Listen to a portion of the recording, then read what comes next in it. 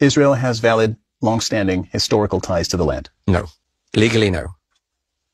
Legally, no. I mean, that's the claim. It doesn't have any legal foundation.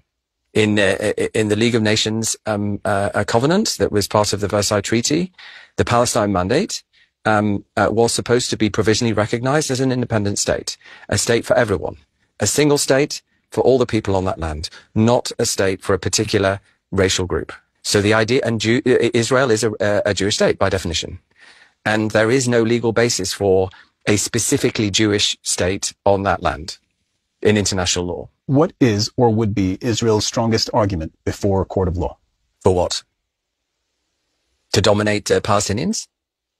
There is no argument for committing genocide. I mean, what needs to be justified? These come up often when I interview people who speak in defense of Israel. Okay, self-defense.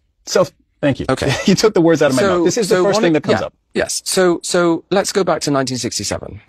So why is Israel there? There was a war between Israel and three of its neighbors.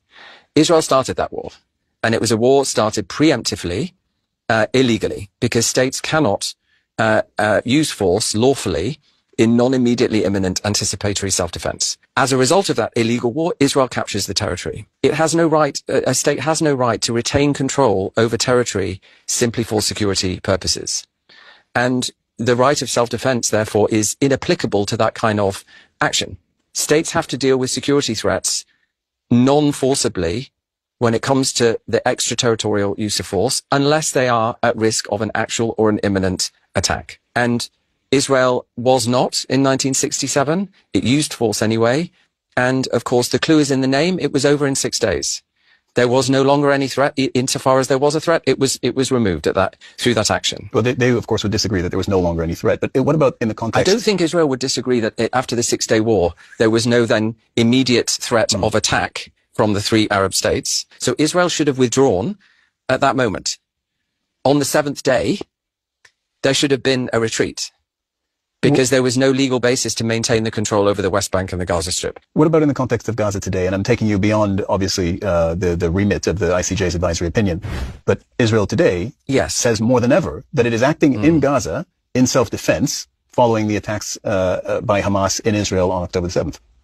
So Israel has been using force in Gaza since 1967, continuously. And on October the 6th, 2 years ago, Israel was already exercising military authority over Gaza, and, as I say, illegally. In that situation, when a state is using force illegally, if there is violent resistance to that illegal use of force, the state's use of force does not somehow then become lawful as a means of defense to that defense. There is no defense against defense. If Israel, hypothetically, decided we want to be in full compliance with international law, what would it have to do? In general, there needs to be an end to racial discrimination and the domination by one racial group over another from the river to the sea. It needs to be the return of all of the Palestinian people who were forcibly displaced and have been displaced from that land for a century. That's also a legal requirement. Displaced since when? You're talking 1948 or 1967? No, since even before 1948, but certainly from, the Nakba and 1947, 1948 and onwards. A legal right of return in international law that is vested in all of those people and their descendants. The remaining non-Jewish Palestinian people who were not forcibly displaced in 1948, but who are treated in various ways as second-class citizens within Israel, around 17% of the citizenry of Israel, that's unlawful. And that illegal discriminatory treatment that constitutes apartheid needs to end.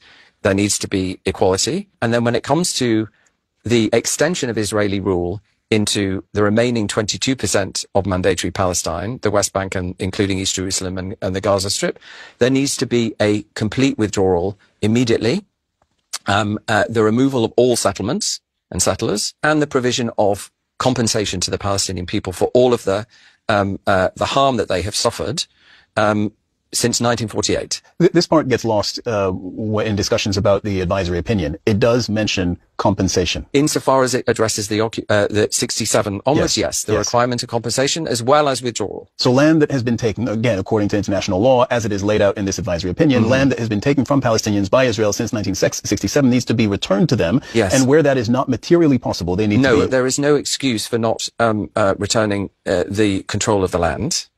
So Israel doesn't have the option to maybe withdraw from some of the land and retain some of the land and then just provide compensation. That's not legally permissible. What I mean by compensation is compensation for all of the other loss suffered by the Palestinian people as a result of the unlawful occupation.